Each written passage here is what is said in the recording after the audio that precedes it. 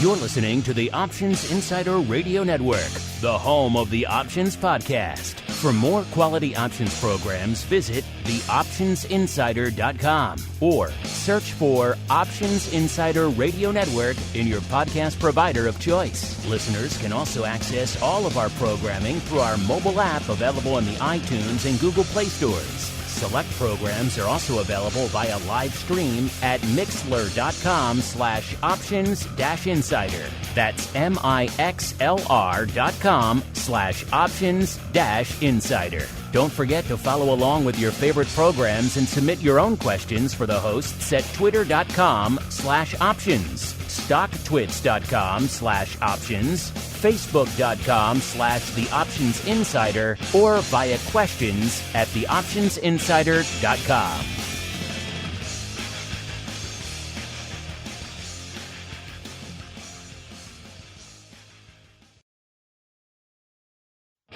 This episode is sponsored by Demand Derivatives, a startup futures exchange and clearinghouse trading the world's major assets in a creative new way. You already trade on an exchange. Here is your chance to own one. Before they approach large strategic partners for funding, the pioneering team at Demand Derivatives launched a crowdfunding portal so that regular traders have the chance to buy shares. Learn more and become a part of this revolutionary fintech project now at demandderivatives.com/crowdfunding.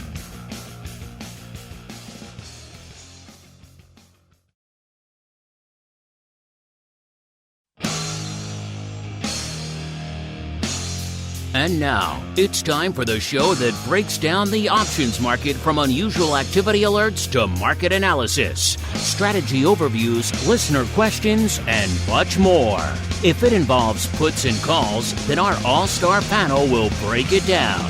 It's time to hit the Option Block with your host, Mark Longo from the Options Insider Media Group, and co-hosts, Uncle Mike TOSAW from St. Charles Wealth Management, along with Mark the Greasy Meatball Sebastian and Andrew the Rock Lobster Giovinazzi from OptionPit.com. And now, get ready to hit the Option Block. All right, everybody. That music means it is Monday. It is noon Central, 1 p.m. Eastern. It is time to commence our broadcast week here on the Options Insider Radio Network. And I ask you, nay, I dare you, what better way is there to kick it off than with episode 1 of your bi-weekly extravaganza known as the Option Block. My name is Mark Longo from the aforementioned network, as well as, of course, from the ever-exciting theoptionsinsider.com. Of course, keep an eye on that site. Some interesting stuff going on over there. Going to be rolling it out pretty soon. I think you folks are all going to like it. You can maybe see some hints of it there already. Popping out little early surprises out there. Some spring daffodils, if you will. Remind you, of course, if you like what you hear, this show, anything we do here on the network, keep those ratings and reviews coming. It really does help the new folks discover the content in these extremely turbulent times. And, of course, keep those questions and comments coming, too. We do love to hear from all of you guys and gals out there. And we have heard from many of you. You love kicking off the week with our Guess That 80s theme song. We also had a lot of you write in and weigh in, including our producer and even some of the hosts on this show requesting today's theme. Going to mix it up a little bit. Last week, we went kind of to the more obscure, action-y genre. This week, we're mixing it up, getting a little silly. All right, here we go. Can you name that 80s theme song?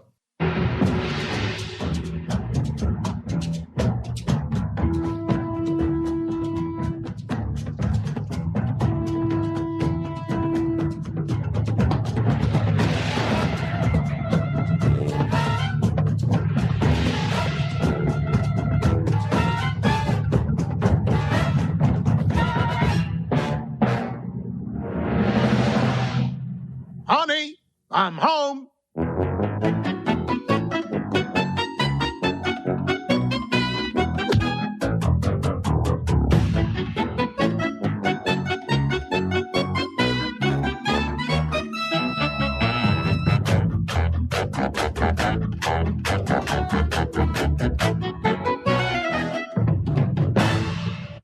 All right, there we go.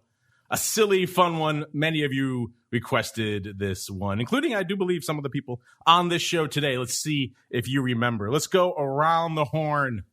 Let's start with the uncleest of Mikes. Let's go back to him, because why not? He is the champion. He is our reigning, defending winner so far for all of 2020 and so far in the lead for 2021. Despite our attempts to mix it up and get other people in there, he continues to maintain his death grip on the 80s theme song guessing game segment. Uncle Mike of St. Charles Wealth Management. A, welcome back to the program. And B, could you name that TV show from the 80s theme song, sir? Oh, it's on the tip of my tongue, but for whatever, it's not coming to me right now. I don't have it. I'm sad to say that I'm a defeated man today, but happy to be on the show. Wow, I thought that was a home run for you. Yes. Yes. That bit of excitement, that excited voice you're hearing, listeners, can be none other than the very distant. He sounds like he's on the moon today. Meatball here. We'll see if we can bring him a little closer in the break here. But Mr. Meatball, a.k.a. Mr. Mark Sebastian from OptionPit.com, I'm guessing from those excited screams, I think you were one of the ones who requested this show. Can you name this show, sir? Well, sadly, the voice of Fran passed away last week. But this is a great show. I believe it's currently on Disney Plus, and if you haven't seen it, it's amazing all the way until the amazingly morbid final show. It's called Dinosaurs, and it is a production of Jim Henson Productions, which is why it's right up in my wheelhouse. And one of the better TGIF shows that I can remember from back in the day. This was just absolutely ahead of its time. And what I will say is, Mike TOSAW, you are not the Michael, not the champ, not the champ. Yes, the baby. Everyone remembers the baby, not the mom. This one is definitely one of those under-heralded gems of a show. I certainly remember the baby, obviously, of course. I remember the dad watching a TV show called Totally Ineffectual Dad, and the dad was just sitting there. The baby was running around on fire by him. He was just sitting there doing nothing. Yes, that's the kind of gem that it was. If you haven't checked it out, you got Disney Plus. Everybody does these days. It definitely is worth a look as we keep on rolling right on into the trading block. It's time to break down the latest topics, trades, and trends in the world of options. It's time for the Trading Block. All right, everybody, welcome to the Trading Block, the portion of the show where we break down what the heck is trading. And today's show, kind of keeping with that narrative of if you don't like what's going on in the markets, just wait 5 minutes, because chances are you'll see a market shift in the other direction. That's kind of what we got coming into today. Of course, Friday kind of embodied that in many ways as well. Maybe not different direction, but certainly degree. We saw that crazy rally towards the end of the day that drove everything up into the stratosphere, annihilated all the vol out there. Now, of course, we're seeing something a little bit different today. We saw coming into the start of the session, we saw mostly red on the screen. And then coming into showtime, we got S&P actually breaking into the green out there. Looks like NASDAQ still ever so slightly in the red, and the Dow is pretty firmly in the green, about 0.2%. S&P about 0.05%, so not quite roaring to the upside, but compared to where it was a few hours ago, certainly looking a lot nicer. That, of course, means all of our friends in the vol market having a little bit of a change of pace. VIX coming in right before showtime was at about 2060. It's come off even since then down to about a 2030 or so, 20.3. That puts it down about almost 0.75 of a point from where it was this time last show. So we're still in that ballpark, obviously still north of the 20 handle. But again, if you don't like that, just wait 5 minutes because we could be below 20 pretty darn quickly. VVIX was surprisingly low, as you mentioned on our show on Friday on Vol Views. It was shy of the 100 level, which we haven't seen in quite some time. Coming into today's show now, it's back up to about 108.25, which still is down from where it was on our last show, down about almost 2 points from there. So we had that weird blip to the dark side there in VVIX on Friday, which is weird. And again, a level we haven't seen pretty much since the start of the pandemic. VVIX has always been pretty much 120, if not north of it, since the pandemic started. So seeing it get down into the below triple digits range ever so briefly was kind of interesting. Our old friend VXX, aka the product all of you like to fade, getting its fade back on. It was right around the 12 handle as we kicked off the show. That puts it down about almost 2/3 of a point from where it was this time last show. Got a little bit of that reset again, and then right back down again here. And, of course, Vol Q coming into Showtime was at about 25, almost exactly. It puts it down about half a point from where we were this time last show. So net on the vol space, not a huge amount of movement, even though we have seen a lot of velocity in the markets since our show on Thursday. And Mr. Meatball, since you won today, I thought for sure Uncle Mike was going to take this one from you, but you won, so you get the pride of place of going first, sir. So A, any more lingering memories of dinosaurs have at it, and B, more importantly, what is lighting up your tape today, sir? I remember the boss, and I thought he was funny. The TV show references were always hilarious. But really more what I'm watching is, Viacom and Discovery, the crazy action from Friday. There was a giant margin call on both of these, causing them to basically get clipped 50%. And at the same time, we had the market just going off to the races higher.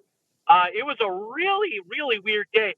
I had not seen it. I was trying to think of, Mark, when was the last time that we saw a close where, in the last hour of the day, and this was Friday, in the last hour of the day, we pick up like 40 points in the S&P, like a 1% just out of nowhere rally. The NASDAQ was off. The Dow was off. The VIX got smoked. It was nuts. It was nuts. It was really weird. I was like, what in the world is going on? And I don't know if it was related to what happened in Viacom and Discovery, but those have gotten absolutely knee clipped. I'm in kneecap. I've been in there this morning looking for opportunities to sell puts. And then, I'm watching, Johnson & Johnson is having a good day. Nike has turned it around. We're seeing the Dow lead again today. While, again, the NASDAQ is kind of the laggard. And, the Russell 2000 seems to at least have found some footing after just a nasty period that ended at kind of Thursday morning. So things have been all over the place. And, coming off the weekend, we got a really strong VIX. I don't know if that's going to last, especially if we start getting green. I think that kind of rip-roaring rally from Friday, and then this Viacom and Discovery Network thing is throwing VIX for a little bit of loop. Anytime you have, major margin calls. I mean, Credit Suisse and Nomura both said it's going to wipe out like a quarter's worth of earnings. I mean, it is what happened on those margin calls is just absolutely insane. Makes you wonder who is going 5-1 long on a post-merger Viacom spread. And Discovery Networks barely makes any money. Why are you levered up on those two? I don't quite know the logic. Those aren't the names that scream out at you. You're right, for super high leverage, high margin trading out there. Those are not the names that leap to mind right away. No, and what's interesting is that Viacom had just done a secondary offering, and I heard this from Garrett Baldwin this morning. That Viacom had just done a secondary offering at $85, and it popped to 100, and now it's sitting here at like 48 or 49 or something like that. I mean, they should just go in and buy some of their stock back and say, "Hey, look at us trading," because that was an impressive sale, and they've got an opportunity to cover some capital. This is absolutely a dislocation in the market, and the reason why I'm selling puts is because I 100% want to take advantage and get in at these levels that I wasn't sure we were going to see again for a while. And a crazy weird margin call like this is a great opportunity to try and jump in at these with the option implied volatility blowing up. And that's kind of what I've been all over today. Yeah, I'm looking at the names that were impacted the most by this liquidation, in case you're you weren't watching this, listeners, there was a weird end to the session on Friday. I was kind of scratching my head, too, is what the hell is lifting all this so quickly? And, of course, a lot of this was driven by this $20 billion with the B, $20 billion. That's going to leave a margin call at Archegos Capital, unwinding some positions. The big positions they had were Baidu, Tencent Music, one we talk about a lot here, VIP Shop, maybe VIP Shop, spelled weird, though, Holdings here. And then, of course, Farfetch, one of the ones that's been on our radar quite a bit of late out here, as well as IQIYI. And then Viacom, as the Meatball just mentioned. Again, this is in the Discovery, these are the strangest. And the number one holding was GSX Tech EDU. So, yeah, it's interesting names across the board. Farfetch, though, has been on our radar quite a bit of late. Interesting stuff. You know who loves himself some Farfetch, a.k.a. luxury fashion online retailer. None other than Uncle Mike, probably the most fashionable guy you're going to meet out there in the environs of St. Charles. Uncle Mike, when you're not shopping at the dollar store, you're hitting up Farfetch. What is lighting up your tape out there as the day is turning distinctly Uncle Mike-ish? Well, I mean, I got to have something to make up for the fact that I no longer hold the belt in the 80s theme game. But Seabass, I'm coming for you next week. I thought I handed you a layup there, sir. I thought for sure that was yours in the bag. I'm not all rooting against you. I'm trying to get you some wins, Uncle Mike. No, I know you are. But, hey, when you're the champ, everyone's going after you. And Seabass got me today. But I'll be back on my A game next week. But I actually never really watched that show in the 80s. That was one of the shows I guess I never really did watch. So nonetheless, I yield to the champ. But in terms of today, of it being an Uncle Mike, it's on Disney Plus. I would say give it a couple episodes. You're going to like it, Mike. I think it's up your alley. I'll take a look. That's one of the ones that I missed during the 80s. And as you guys have seen so far, there weren't many that I did miss. That's for sure. But in terms of the day of what's going on in the marketplace, S&P roughly flat on the day right now, but we were down quite a bit, or close to 1% at one point. I think it was roughly 32 points down, if I'm looking at my chart correctly, with where we're at on it. And markets rallied from that. So in terms of what we have going on, I think the day would be even more bullish if we would have more bullish sectors. So in other words, we're looking at the financials. Financials are down almost 1% on the day, and looking at XLF. We also have sell-off in energy down roughly 1.5%. And so we have kind of a mixed day in that healthcare and utilities are up, as well as consumer staples. So we have that. XLK, and looking at XLK, that's down slightly on the day, but not a lot. So this really could turn into a bigger rally later in the day, or could turn around and go downward. You never know. So it's interesting in that we have some things up and some things down, and it's kind of creating not much movement in the overall market. In terms of the Treasury yields, yields are up again slightly on the day. So I was able to sell another covered call on that. So always excited when that happens. But with that, what actually happened was I actually got called away last week, and the underlying opened down below where I got called away at this morning. So that's always exciting when that happens. And so now in the age with which we don't have stock commissions anymore, I actually bought the underlying and sold a call against it today instead of just selling a put to get back into it. I felt the risk reward, the bid ask, and everything was better off by doing that. So that's how I did it today. And I've actually, and this is the first time that I've been able to fully take advantage of these zero commission stocks. Not that it was a big deal anyway, but I've been able to fully take advantage of the zero commission stocks and do that and make that comparison. So that's what's on my radar right now in terms of what I'm looking at this week. We're making a run at that 4,000. If we can get the ginormous rally like we had in an hour at the end of the day on Friday, another 24 points in the SPX getting to 4,000 is not out of the question in the near future. So just watching to see if we can touch that 4,000 mark. And then Jesse Livermore in his book would oftentimes say that whenever a stock would get to a big number, oftentimes it does rally after that big number. Now, whether that holds true or not, I have no scientific evidence on that besides the fact that Jesse Livermore said it 100 years ago. But it will be exciting to watch once we actually hit 4,000, if indeed we do. And what was Uncle Mike, what was your reaction to that final few minutes of the session on Friday when things turned decidedly green, sir? I could imagine you were maybe in a personal fast market. Well, yes and no, because what I did was I already put on my weekend hedges. I had everything in.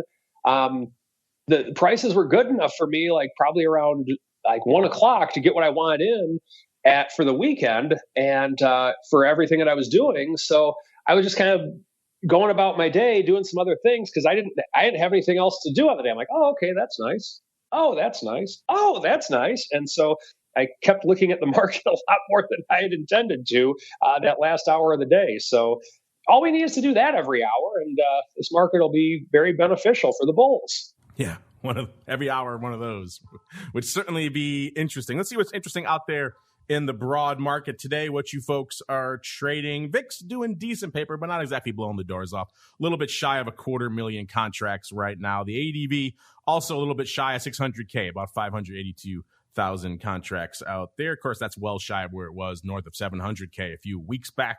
SPY at about 3.25 million contracts right now. So SPY looking pretty robust from an overall volume perspective. The ADV just a tick shy of 5 million, 4.8 million out there. So SPY's looking pretty hefty out there of late. Yes, also doing some paper. 778,000 contracts on the tape. The ADV about almost 1.25 million out there. So that ADV has ticked up a little bit. So the S looking a little bit more robust out there these days as well. The Qs, the Qs have been moving of late. So today is actually a comparatively modest day for the Qs. Only 610,000 contracts on the tape. The ADV is a gobsmacking 1.64 million contracts. The Qs have been moving. So it takes a lot to move that needle out there today. Not quite doing it yet. The IWM also looking pretty active. Small cap land out there at about 452,000 contracts. The ADV out there also pretty aggressive, 722,000. So small caps once again getting a lot of fascination out there from the folks. Let's see what else you're fascinated from a single name perspective out there today, listeners. Top 10 most actives cost you $197,000 to break into the top 10. So that's all right. It's not even north of 200K. We've seen 250,000, if not more, on that level sometimes on some very active days. So not quite there yet, but $197,000 to get you to Baidu. We were just talking about them. They're part of that great unwind that went up there on Friday. Obviously still feeling some impacts of that today, and it's driving some volume. Number 9, Facebook. 238,000 contracts. Facebook's been lighting up the tape out there a lot of late as all this endless debate going on in D.C. about what the heck's going to be the future of these online platforms. Number 8, Wells Fargo. I haven't seen them in the top 10 in a while. Good for 241,000. They're actually tied with our friends across the street there. Just a little bit more at number 7. Also 241,000 for Boeing. So Boeing back in the top 10 out there as well. Number 6, it's NEO. They're pretty much there every day now. They're good for 255,000 contracts right now, so just a tick north of 250,000. Number 5, it's Palantir. Starting to see some old favorites making their presence known out there today. 258,000 contracts for Palantir. Number 4, Rocket Mortgage, Rocket Companies, back in the top 10. Haven't seen them in a little while. They had that brief dalliance with some of that meme action out there. Then they kind of fell off the radar a little bit, but back in there today for number 4, good for 289,000 contracts. Number 3, what Meatball was just talking about, Viacom, 438,000. Let's see where our friends Viacom are right now. Listen, this is obviously not a name we see in our top 10 all too often out there. Viacom's at about 45.5, off about 2 3/4 and nearly 6% again today. So again, feeling the impacts of all this unwinding. Again, levered positions in these names. Interesting. Number 2 and number 1, you kind of know what they are by now, listeners, who've been listening to the show for a while. Tesla, number 2, with a comparatively light 551,000. That means the big dog is once again number 1. Apple, 712,000 contracts. That's also comparatively light. You know anything about Apple, this time of the show, they're usually good for about 1 million plus contracts. So kind of a light day at the top end of the top 10, but interesting names percolating there throughout. Let's see if we got some interesting names on the docket for you this week from an earnings volatility perspective, listeners. Remember, you can find all these for yourselves anytime you want, anytime, day or night. We don't judge. You want to go check it 2 a.m.? Have at it. You can find all the earnings move results, and earnings season reports, all there completely for free from our friends over there at ORATS. Click on the optionsinsider.com. Options, news, and articles tab. You should be off to the races. All right, here we go. Let's see. We've got this week BlackBerry. BlackBerry's still on the docket. And CHWY and Lululemon, of course, they have the sheer yoga pants infamy. And then Wednesday, one of my favorite names in the space, the Walgreens Boots Alliance. They're allying together to get you better health. Maybe that's their tagline. If not, they could feel free to borrow that. Micron as well, getting a little old school there. And Dave & Buster's Thursday, CarMax. Let's see what we've got on the earnings move reports. Let's see. We've got CHWY here. They're popping off after the bell on the 30th. So tomorrow, they were, as of the time of this report, their stock was trading at, I should say, $35.87. They were, $79 for CHWY. And they were pricing in $7.75. Get this. In the past, listeners, they moved $4.63. So CHWY deciding to be the lone name bucking the trend out there, pricing in more juice.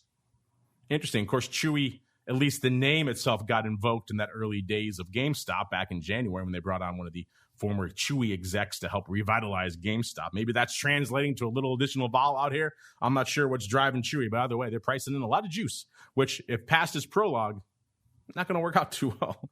LULU, let's see if it's the same deal. LULU was at a pretty lofty $307.31 as of this report.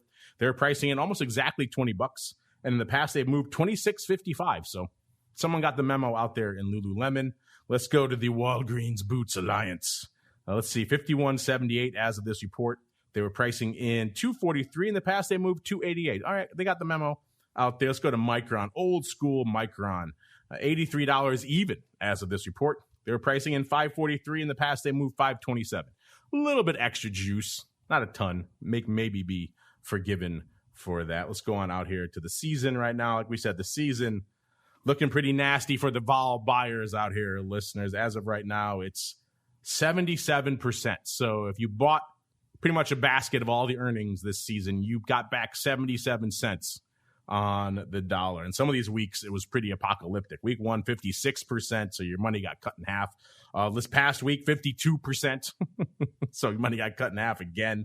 The best you did was week 3 and week 4, 95% week 3 and 99% week 4. Those are the two closest we've come to really breaking even in a long time out here. And maybe there was one week that was north of 100% here or there throughout the madness of 2020, but pretty much it's been all red all the time, listeners. So fascinating stuff. I thought maybe this was the season where the worm was going to turn, but alas, that is not the case. We shall have to continue to watch the reports, and maybe next season will be the moment we've all been waiting for. But I know you're waiting for right now, listeners. It's the Odd Block, so let's get to it. It's time to break down the most interesting, unusual, and downright questionable options activity that's been identified by theoptionsinsider.com. It's time for the Odd Block.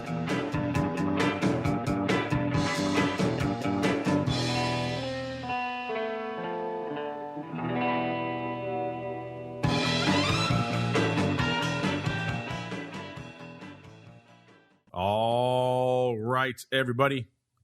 Let's see what the Eye of Sauron has fixed its gaze upon today. First, we go out to the comparatively tranquil shores of PG&E. This is, of course, a utility out there trading right now, $11.58, off about 4% or nearly 50 cents today.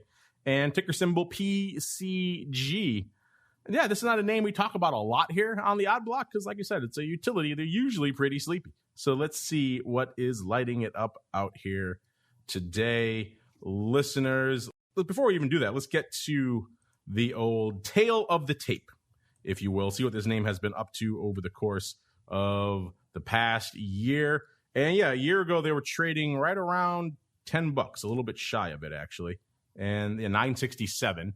So right in the immediate post-blush. So this is, of course, a year ago was the moment the market really started to turn. We started to have that V-shaped recovery. So some of these names starting to rebound off their lows. In the case of PG&E, they actually had more low to come. They were about $9.70 today, and about a week later, they're trading $7.93. They got down to $7.85. So their low came a little bit later. It came in early April, which is interesting. Then it just turned right around and rebounded. By April 9th, it was trading $12. So it rallied over $4 in the span of less than a week. So interesting turnaround here for PG&E. And they kind of vacillated in that $12 range, got down to $10 again, then back up to $12.57 by everyone's favorite day, June 8th. Then that was a really apocalyptic day for this name because a lot of the market seemed like it topped out there. This one really did, because then it turned right around By July 9th, it was trading $8.50. So it got clipped pretty aggressively from that $12.60 or so level it hit on June 8th. And it kind of vacillated in that range for a while. By end of October, it got up to about $11 again, then sold off again down to $9.70. Then it seemed like November was when they really found their stride. They went from about $9.65 up to almost $13 in late November there. It's a nice run. Then they've kind of been drifting lower ever since, with a few fits and starts along the way, to where we find ourselves today, about $11.59 or so, off about $0.50. Let's see what our Eye of Sauron found out here in PG&E. Looks like we got a bit of a put-palooza going on out here, Mr. Meatball. The print that caught our eye was 11,833 of the April 11 puts, going up for 18 cents. Paper lifting that off, like I said, nearly 12,000 times over, looks like, on the Gemini. But that wasn't it. Total of about 19,000 had traded as of the start of the show. So folks really wanted to get themselves some of these April 11 puts. Also worth noting, there was some put love in May as well, the May 11 put. So the 11 strike was where the action was today, going up for 42 cents, nearly 5,000 times, lifting the offer there as well. So kind of a put palooza across the board here in PG&E. Worth noting, there are earnings, but not in the April cycle. The earnings are April 29th. So the May puts, maybe someone came out and bought all these April puts and said, wait a minute, I'm not getting the earnings. So they bought some May as well. But either way, the April puts not going to contain the earnings, but the May puts do. So interesting stuff, Mr. Meatball. The 11 strike, 60 cents away from where we are right now, roughly. But also, we've broken through that strike multiple times. Got down to a low of 785 this past year. The stock's been all over the place. For a comparatively sleepy utility, this stock chart is anything but sleepy here. So I can maybe see an argument for some of these, but still, it's a pretty lofty. You're paying about 40% vol on the April puts, and about exactly 40% for both. So equal vol levels, which is kind of interesting. What are your thoughts on this put palooza going up here in everyone's favorite utility, PG&E, sir? Yeah, it's an interesting one. Is this the California one that has all those lawsuits going on and had declared bankruptcy and all kinds of craziness? Yeah, they're all kinds of craziness. So this could be related to some settlements, or something coming out of the wildfire stuff. Who knows? This is a weird one. Do we think they were buyers or sellers, or what have we decided? It's a lot of juice. I will say that. It's a lot of juice. It seems like the lion's share were lifting offers of these bad boys, and the vol did look like it trended up. So that's probably not a good thing for this company. At the money, put buying is usually a very bad sign. So I think this points towards some potential downside. Maybe a shoe's about to drop with a court case. Yeah, I'm looking here at the various prints. They went up at 600 lots, 900 lots, a bunch of different sizes throughout the day. It looks like the vol tended to tick up. By noon, they were trading 43.5 vol out there. So, yeah, they went from sub 40 vol north to 40. It looks like all of these were lifting the offers or close to it, too. So that's usually a good sign that they're probably buying these bad boys. So we'll keep an eye on this. This is not your usual sleepy utility, listeners. There's some movement afoot out here. So we'll keep an eye on these, come back and see how our friend fares on the April kind. Maybe we'll keep an eye on the May kind as well, but we'll come back to these. Once again, we clean out some of our to-be-watched back catalog, and we start filling it up right again. C'est la vie. The Eye of Sauron is a demanding master. Let's go on out now. If that's too rich for your blood, listeners, if you're getting a little bit of that, $11 and change, you're like, I don't know what else you got for me. We got you covered. Eye of Sauron has you covered here. We're going to go out to Mankind, because this is going back to the biotech, biopharma realm that always is a good contributor here on our Odd Block segment. Let's see, before we break down what's going on, this one also has you covered from a overall price action perspective, because $11 and change, too rich for your blood. We got you covered. $3.70. How's that sound? That's what we got here for Mankind Corporation. They work on therapeutic products for diabetes and hypertension. So there you go. A year ago, they were trading about $1. They got as low as 91 cents. So they're obviously coming out of their great nadir a year ago. Maybe no one was jazzed about a diabetes drug when everyone was focused on the pandemic. Either way, this stock kind of hung out there for a while, traded about $1 and change, gapped up on our favorite day, right around June 8th, actually a little bit later, June 23rd, hit $2.13. So it almost doubled. Then it kind of sold off again and kind of languished in pretty much this $1.50 to $2 range all the way through till November, when it finally broke $2, started trending north, got up to almost $3 by December. Then it popped by December 17th, hit $4. So it had pretty much doubled in the span of about a month and change over some good news in this name. Then it kind of gave it up again, got down to 340 again and vacillated around there, 320. Beginning of the year was right around 315 or so. So it looks like the bloom was off the rose a little bit. And then bam, February 2nd, it started turning back up, got up to 384. By the 3rd, it was trading $5.12. Got as high of $6.25 on February 19th. So it had a nice run up. And then almost just as immediate run right back down by March 4th, it was trading $3.38 again. So it had pretty much been cut almost in half.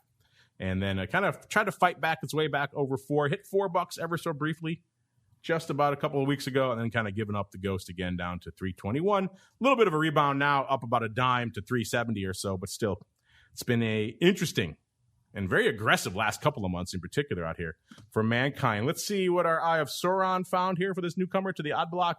It was the April 4s, so a little bit out of the money, going up for 24 cents. And here's the market they got when they put up this trade list. And they got a dime at 45 cents. So a pretty crappy market out there. I think we can all agree. But again, it's Mankind. It doesn't really do a lot of paper. So you can't really fault the market makers for not being super tight.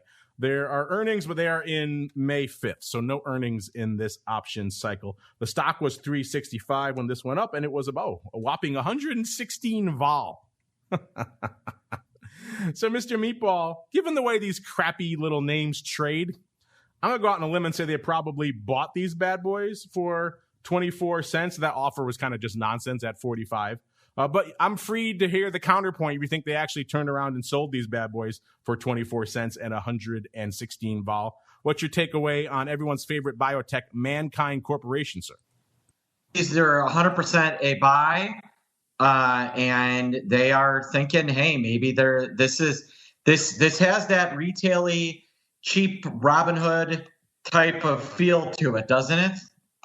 Maybe someone reaching for a move here, because there are prints all over the place in this name. That's why I was thinking, yeah. So I was thinking buy. It has all the hallmarks of your traditional Robin Hood type name, cheap name, call buying, out of money, pretty rich vol. Has this come across your Robin Hood radar at all, sir?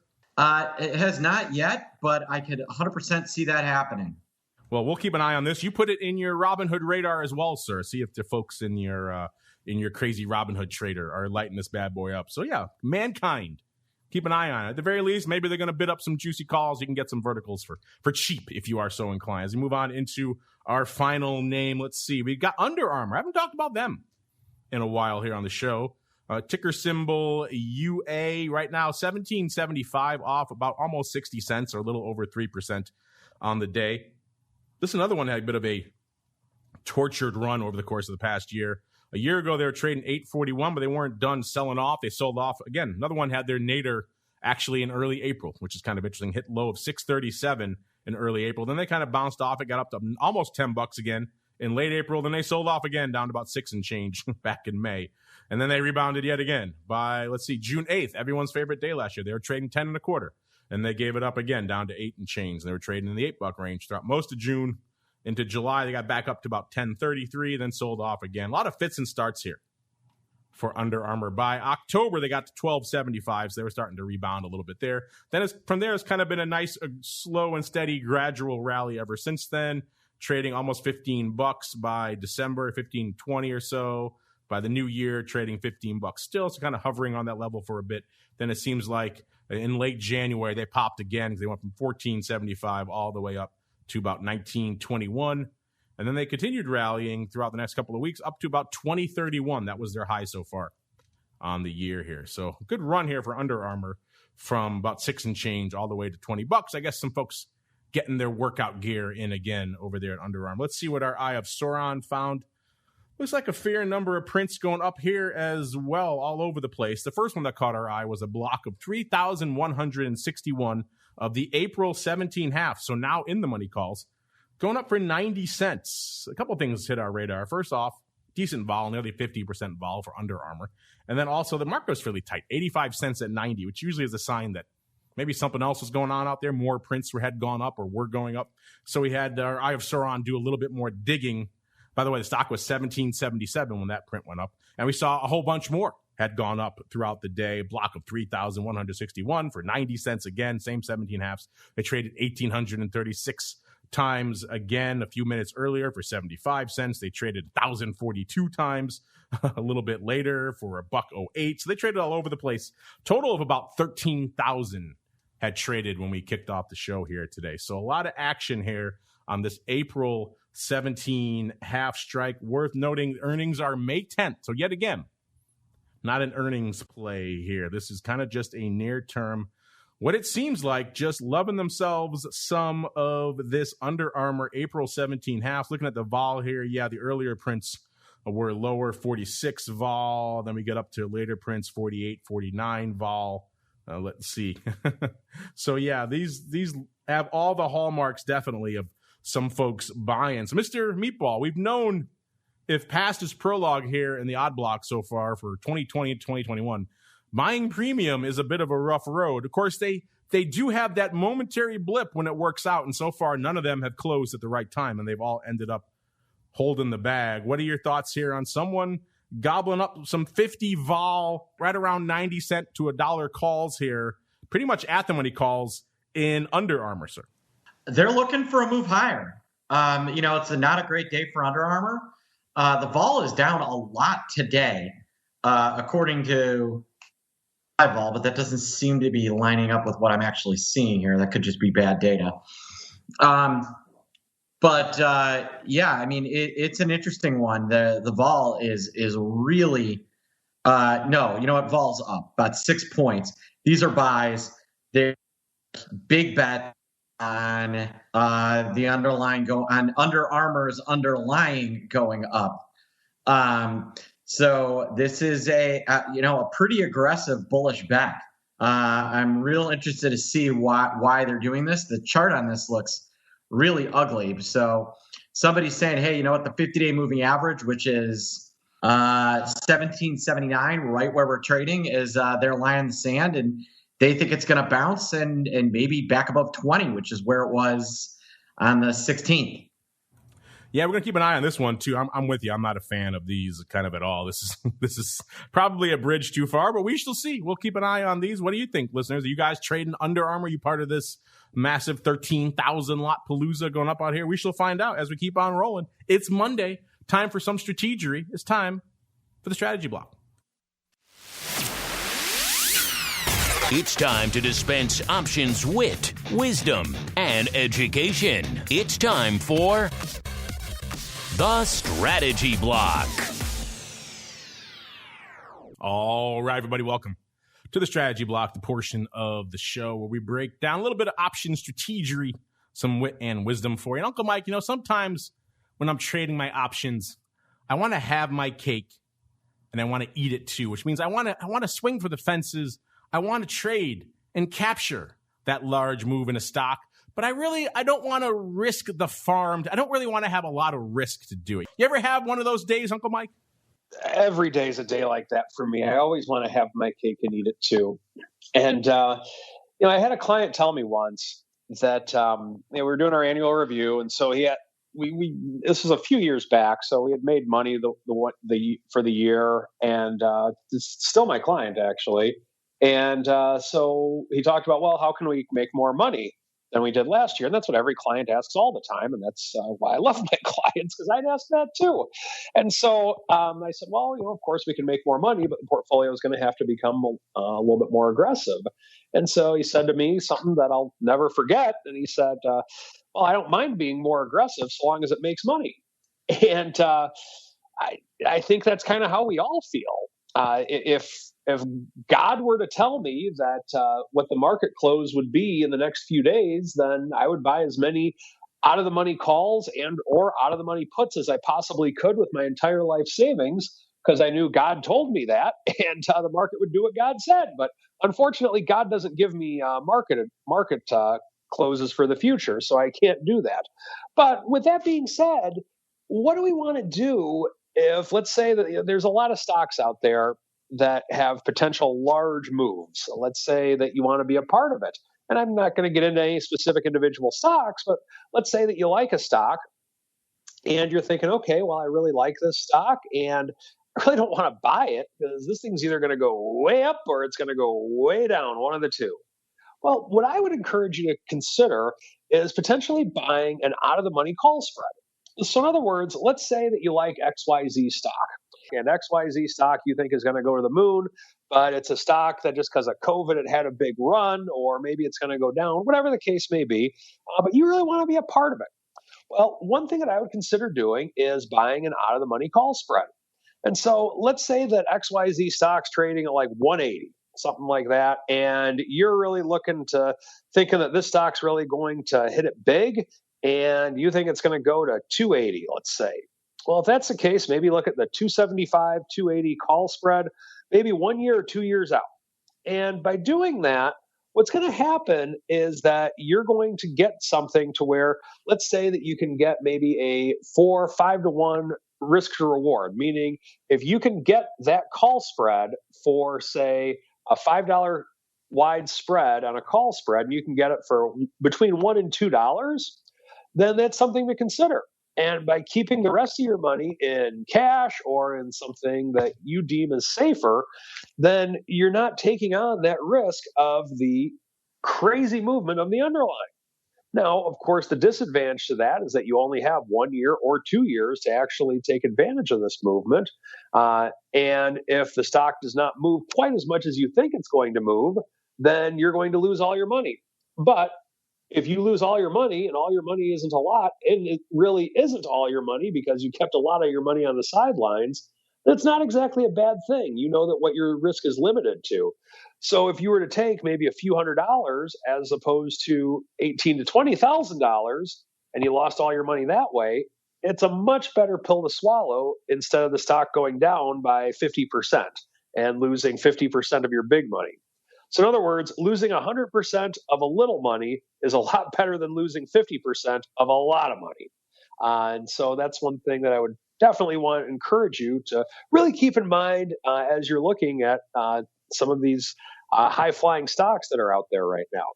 Now, of course, the other disadvantage is, let's say the stock does get the big move tomorrow, and it goes up 50% tomorrow, and you're in this long-term call spread. You're not going to benefit from it as much as you would on a shorter term option. And the reason is that short call option is working against you at the same time that the long call option is working for you. There's still a lot of time decay that needs to come out of that short call option. So you will have to be patient, and you will have to be frustrated and say, rack and schmeck, and that Uncle Mike, he has me in this call spread, and I got to wait a year before the money actually comes in, and the vol comes out more, and the time decay comes out more, and you're going to have that frustration. So just hear me now and understand that before you get into it. But if you believe that you want that much time, and you want to benefit from that stock moving that much in that much time, I think it's something to consider, because of the fact that no matter what you're going to do, there's going to be an advantage and a disadvantage to every possible trading scenario there is. And hopefully that helps you understand the advantages as well as the disadvantages. And as if life were not able to get any better, I have an article that I'll be posting on my blog and sharing on Twitter within the hour. So keep posted to @MikeTOSAW. There you go. Keep posted as we keep posted to you folks. Real quick, mail block.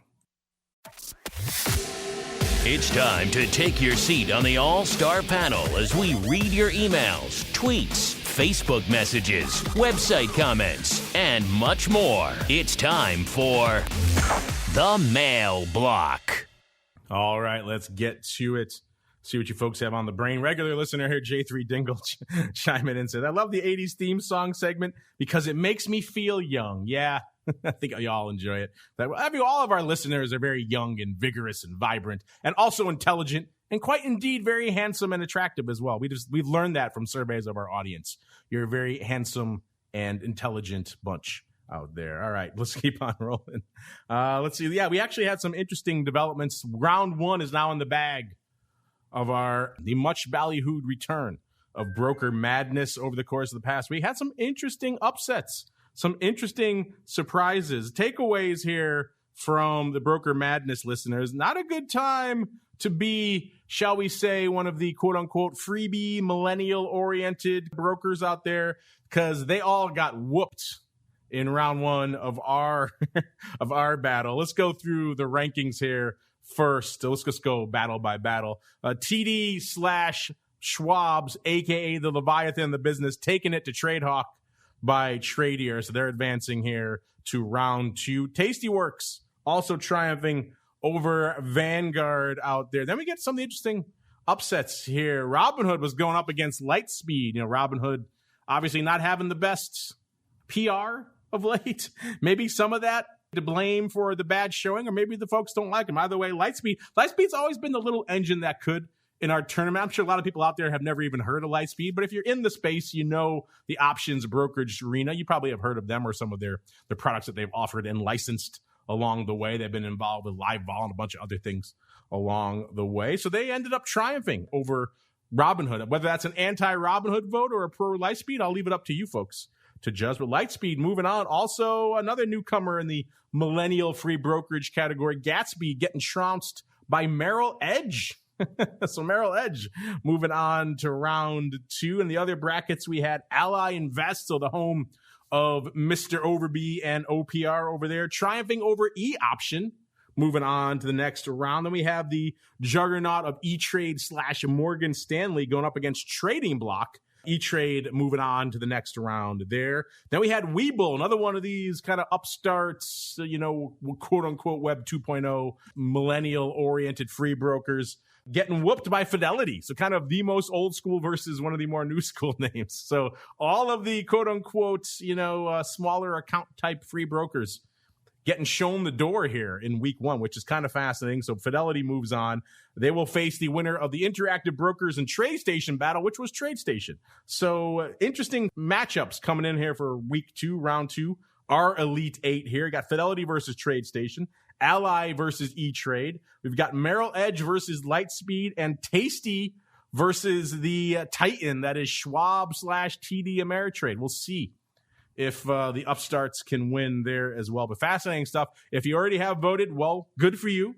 We gave you extra points there in the first round, extra fields, I should say, for you guys to add in some extra feedback. So if you want to have some interesting stuff to share, we will probably share on that. If you want to make it anonymous, we could do that too. Just want to share it with us. And some of you folks have opted for that. What you like about your broker, what you don't like about your broker, who you use, all that fun stuff out there. It is now round two. If you want to be registered to win the fabulous prizes, you can fill it out again.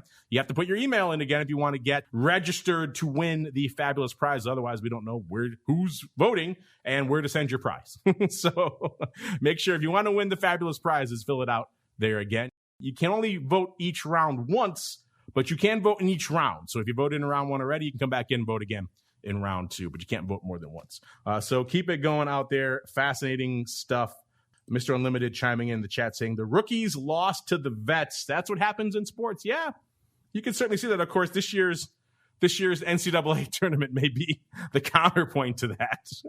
Oral Roberts and its ilk just wiping the floor with veterans out there this year. But interesting stuff nonetheless. As we keep on rolling to our final segment, it is time to go around the block. It's time to tell you what we'll be watching on our trading screens until the next episode. It's time for Around the Block. All right, everybody, welcome to Around the Block, the portion of the show where we tell you what we're keeping an eye on until we gather here together on this show on Thursday for episode dose of your biweekly options extravaganza. Mr. Uncle Mike, we'll start with you.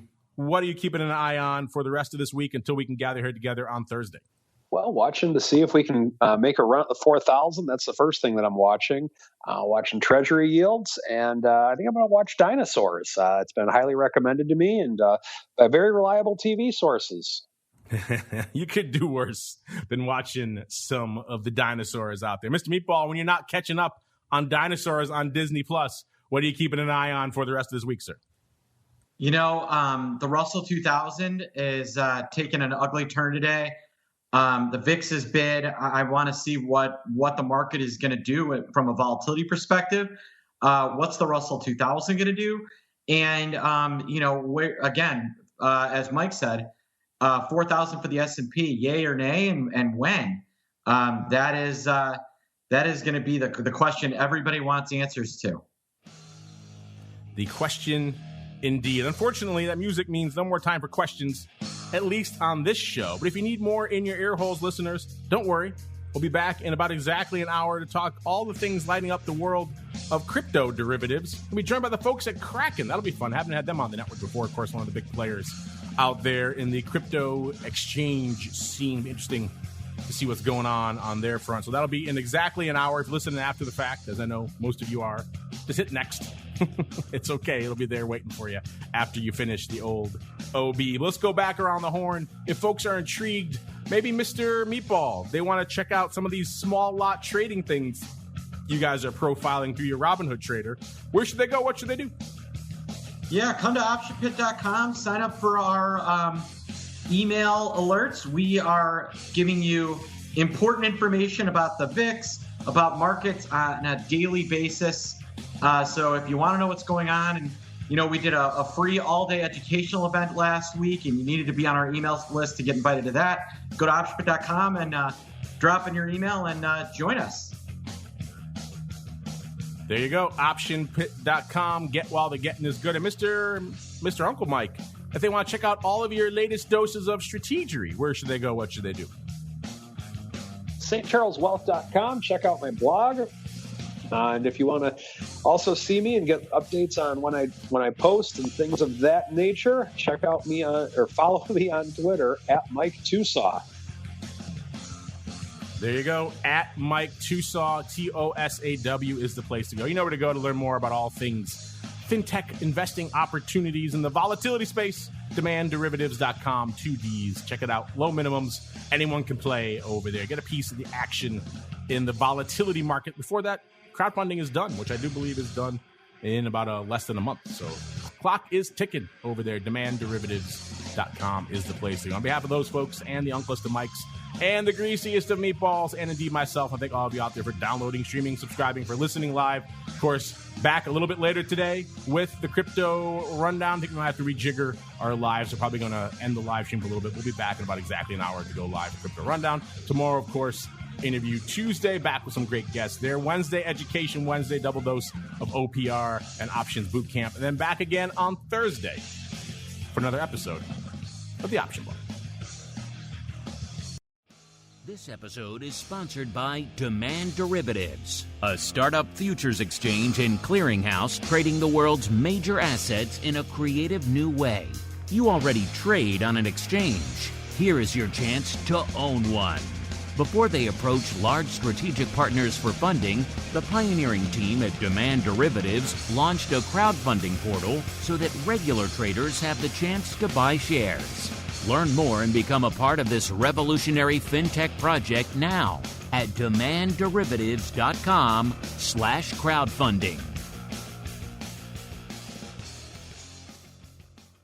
You're listening to the Options Insider Radio Network, the home of the Options Podcast. For more quality options programs, visit theoptionsinsider.com or search for Options Insider Radio Network in your podcast provider of choice. Listeners can also access all of our programming through our mobile app available in the iTunes and Google Play stores. Select programs are also available via live stream at mixlr.com/options-insider.